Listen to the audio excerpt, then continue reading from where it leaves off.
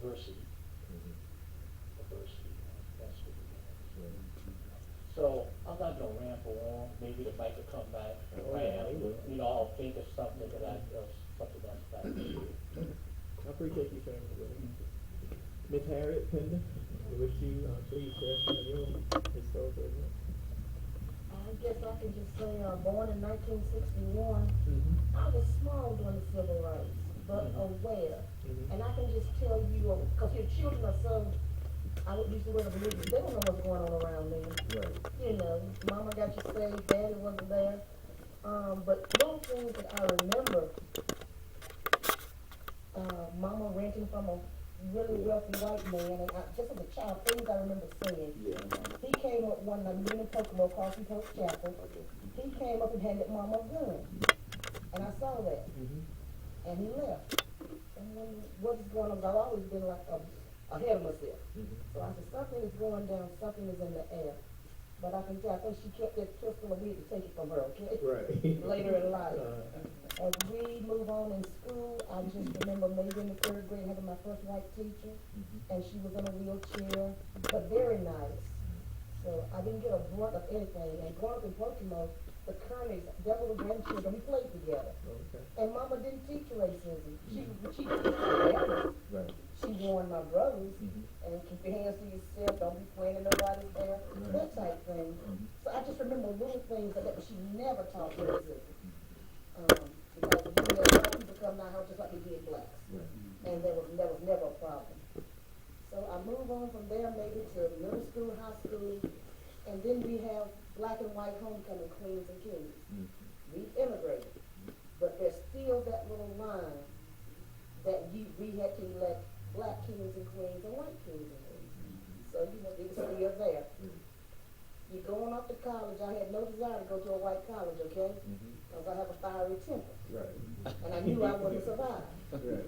So I took my butt to A&T and Central, Okay. okay? Okay. And I loved it. I left there, came into the school system for 30 plus years, retired now.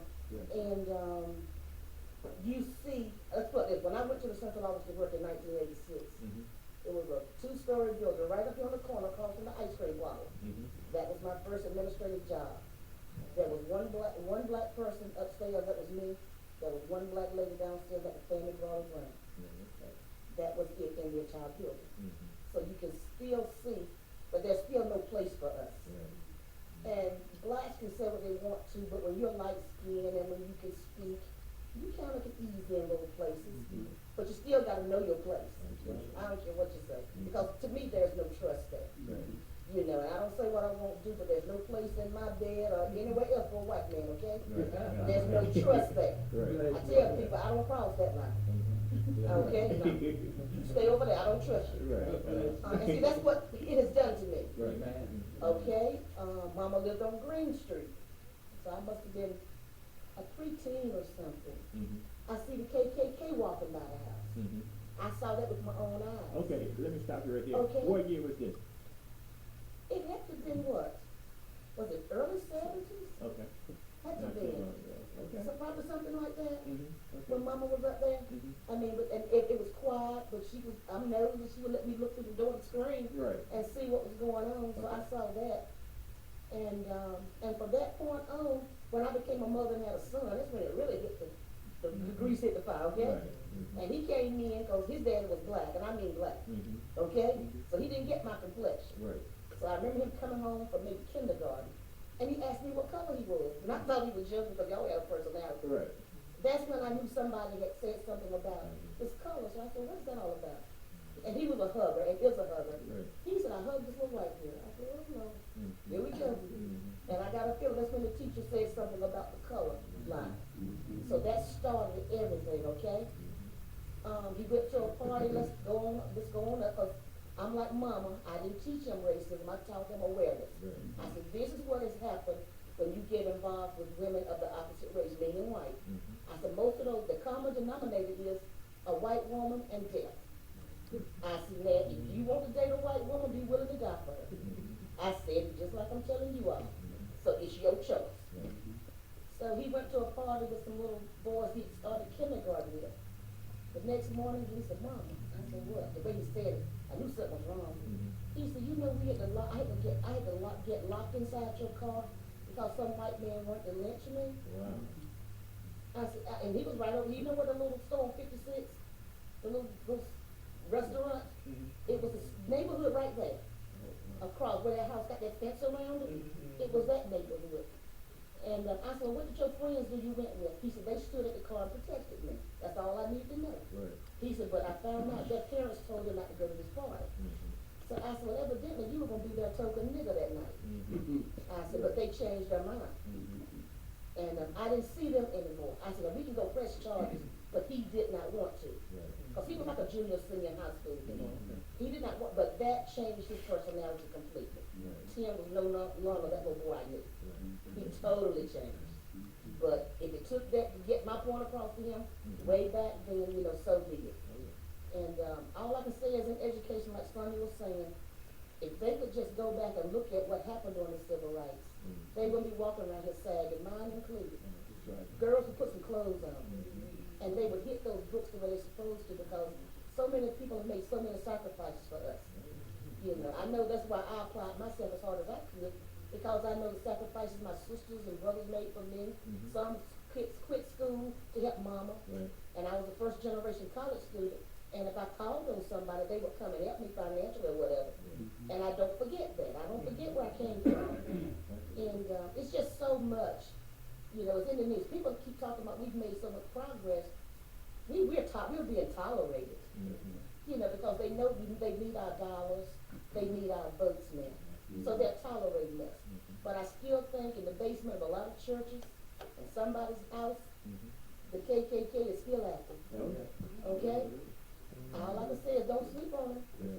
Okay? And I'm like, I'm sure I can think of some more because this is right off the cuff. But I stay aware and alert. You hear me? Yes, we have to leave. And I've got a little, you be careful from other white men if I get too vocal. We don't want nothing to happen to you. Right. Man, please. Right. You can't double one time. Okay? That's right. Anyone else want to say? Yeah, I appreciate it. Well, thank Yeah, you you. can pass the mic down to Melvin. Okay. Thank you. That's a good word you say. There was encouragement words that everybody has spoke of today. Me, myself, I know everybody in here, I haven't met her before, and you, and this young man here, but everybody else is my friends, and I just want to say that I just been ordained the deacon, and all my friends here was there, and I want y'all, ask y'all to please clap and thank them for it, because it was a blessing to me.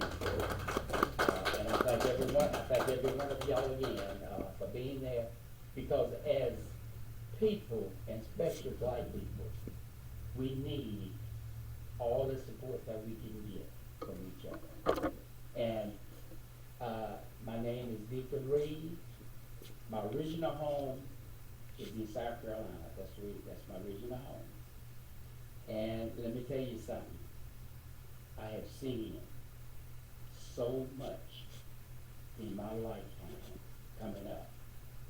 I seen the Ku Klux Klan marched right by us house with the cross burning in their hand. And Daddy, it was 11 head. 9's on the 4th, but anyhow, it was 11 head up. I had 11 head brothers and sisters. And Dad, I remember my daddy telling us, whenever we see them, to stay now. And that's what we did. Sometimes they be hollering all kind of names, you know, the N-word and any other kind of word they can call you. But I was raised up in that, and I seen so many people that they went in their yard and burned crosses in when they would sleep at night. Or it didn't really make no difference with them. They would come sometime when it was wet.